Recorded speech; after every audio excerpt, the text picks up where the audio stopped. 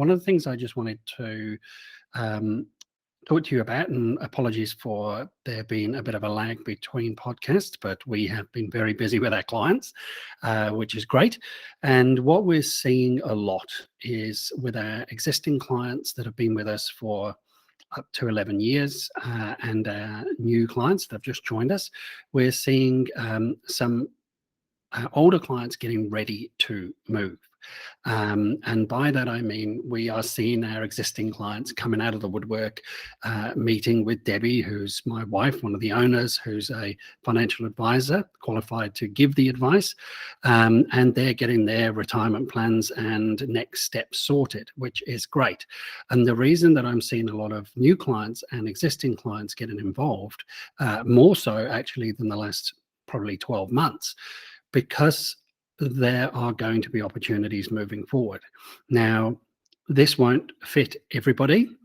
And actually, for some people that have, let's say, taken the easy way and bought something that a advisor, be it financial or property advisor, has sold them, and this is usually new build stock, they are going to find themselves in a bit of pain going forward. Because if we look at what has changed over the last 12 months, we've had increased interest rates. Like early this year, you're nearly paying double interest rates. So if somebody had bought the dream of somebody and was expecting to worked all their numbers out, or got numbers unfortunately given to them, which is something we have seen being done by people we're meeting. These companies are giving people numbers and saying, oh, this is easy for you, this is not going to cost you any money, or a little bit of money a week. Well, I'm sorry,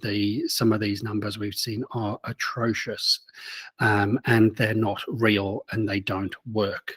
And unfortunately, the position we're in now, where we have had this incentivization of new builds with the interest deductibility with the government, people are sort of thinking that's the way to go. Well, it's not. For a very small minority, it might be, but not for the mainstream of people. I'm seeing people I'm meeting that are bringing me stuff and going, hey, what do you think to this? And this isn't clients, this is people that I've met through our free events that we hold sort of weekly. And it's shocking. So I'm quite concerned about this. My clients are not so concerned because they see mortgagee sales coming. And I actually think a lot of people that know what they're doing see that too. Because if you've got nearly double interest rates and you signed something up 6 months ago and you've got a 12 months till it's finished, you're going to have to reapply for that mortgage and you may not qualify anymore. And next month, we have the triple CFA, which a lot of the banks have taken on already. So the Credit Consumers Contracts Finance Act. And that is basically the banks digging deeper into how you spend your money and making sure that things are done right and it's affordable.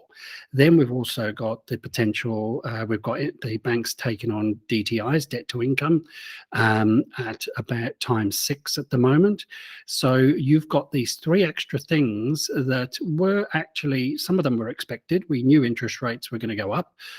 They'd never stay this low, and they've been coming down for 10 years, so that's a reality thing.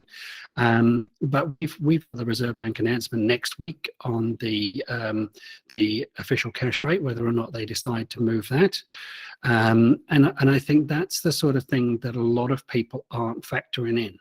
So you're probably going to find over the next 12, 18-ish months that people will unfortunately default on properties that they've been sold with the dream in mind.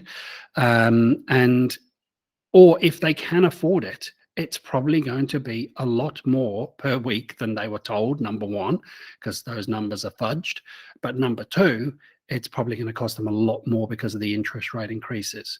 So your negative cash flow property that you had bought in the first place, knowing that in 2018 the government brought in the ring fencing of tax losses, that you were never going to get that money in the first place anyway. So that was a false statement by a lot of people. And now you're probably going to have to pay even more loss money that's going to go into this property as the market starts to slow.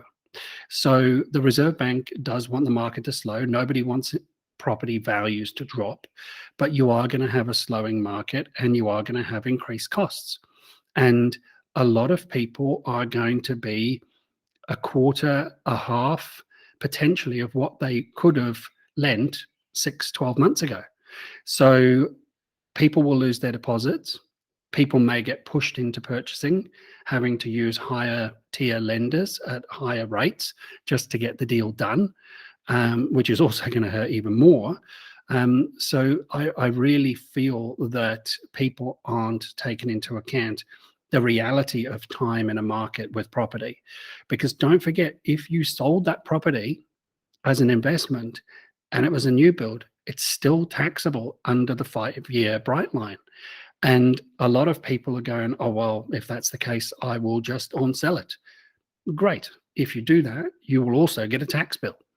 So, and that's on any growth you've had over the last 6 to 12 months.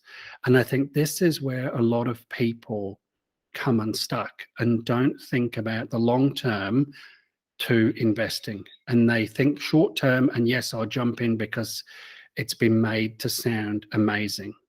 That is one of the reasons that Debbie and I at Property Apprentice have come, we've never sold property to our clients because we want to be independent and give clients independent advice, not just around property, but around KiwiSaver and other options out in the market. You've got to look at that long-term plan. But first and most important is you. If somebody is selling you a property, or let's put it in a different perspective, if someone's selling you a car and it's a BMW showroom, they're not going to sell you a Ford or a Mercedes. They're going to sell you a BMW. So if you're going to somebody that's their sole goal is to make what they have look amazing, that's not good advice. So I think for those of you out there that are looking to invest, then great. One thing I think that you should do is come to one of our free events and at least spend a couple of hours. And hey, there's no hard sell with us. If it doesn't work for you, that's fine too. But I think this is what is important: is you first, property second. Property is going to be a consistent performer. Banks, as I say, aren't going to want property to go down in value. No government bank wants that to happen. So you're always going to do well if you start well. Just something to think about. And take care, and we'll see you soon.